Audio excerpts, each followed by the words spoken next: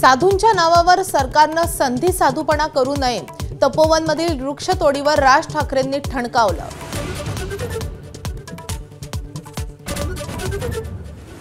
नाशिक तपोवन वादामध्ये अभिनेते आणि राष्ट्रवादीचे नेते सयाजी शिंदेंची उडी.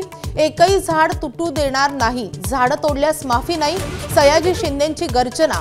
कुंभमेळा मंत्र्यांना वादग्रस्त वक्तव्य टाळण्याचाही सल्ला. मुंबईत काँग्रेसच्या स्वबळाच्या घोषणेमुळे मवियात नाराजी नाट्य. काँग्रेसनं विश्वासात न घेताच घोषणा केल्यामुळे उद्धव ठाकरे, शरद पवारांची नाराजी. सूत्रांची माहिती.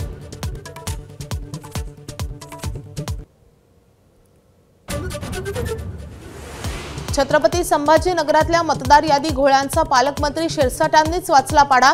पत्रकार परिषदेमध्ये सादर केले पुरावे. तातडीनं निपटारा करा, माणसं वाढवा, जागृती करा, शिरसाटांच्या सूचना. मनाला पटेल अशा योग्य उमेदवाराचाच प्रचार करणार. सलील देशमुखांची रोखठोक भूमिका. स्वतःच्याच मतदारसंघामध्ये शेकापच्या उमेदवाराचा प्रचार करण्यास नकार. बळजबरीनं उमेदवार डोक्यावर बसवल्याची टीका. पालघरमध्ये शेकडो कोटींच्या जमिनीचा घोटाळा उघड. 2022 मध्ये 7 कोटी रुपये मूल्य असलेल्या जमिनीची 70 लाखांना विक्री. जमिनीची आजची किंमत शेकडो कोटींच्या घरात.